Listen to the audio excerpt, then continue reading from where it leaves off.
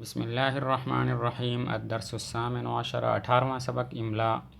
لکھوانا المفردات کتب کتابیں ابواب دروازے ہؤلاء یہ اولئک کا وہ لوگ غرفات کمرے خزانات الماریاں شوارع سڑکیں مجتہدون محنتی مرد انتن تم سب عورتیں سمینۃ موٹی نحیفۃ کمزور متوسطۃ درمیانی ملعقۃ چمچ کثیرۃ چھوٹی عطلۃ چھٹی ذانک وہ دو مرد تانک وہ دو عورتیں۔ آگے جملے ہیں ہاتان شجرتان یہ دو درخت ہیں، ہاذان قلمان یہ دو قلم ہیں، ہذہ اقلام یہ کئی قلم ہیں، ہذہ ساعات یہ کئی گھڑیاں ہیں، ہذہ ابواب المسجد یہ مسجد کے دروازے ہیں، تلک غرفات الطلبۃ وہ طلباء کے کمرے ہیں، ہؤلاء اولاد یہ لڑکے ہیں، ہؤلاء تلمیذات یہ طالبات ہیں، انتما طالبان تم دونوں طالب علم ہو، ذانک ولدان وہ دو لڑکے ہیں، تانک طفلتان وہ دو بچیاں ہیں، نحن مسلمون ہم مسلمان مرد ہیں، اولئک رجال صالحون وہ نیک مرد ہیں، ہؤلاء نساء صالحات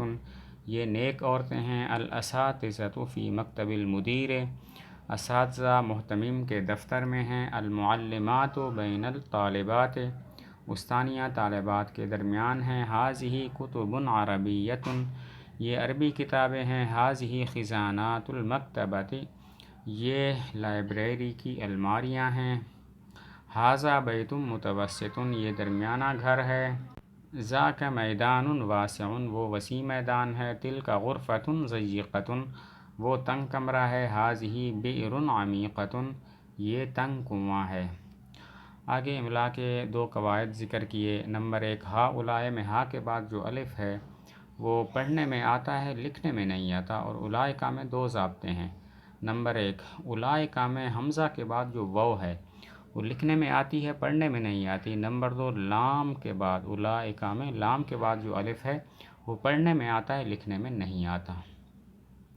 ہؤلاء میں ایک ضابطہ ہے کہ ہا کے بعد الف پڑھنے میں آتا ہے لکھنے میں نہیں آتا، اور اولئک میں دو ضابطے ہیں۔ نمبر 1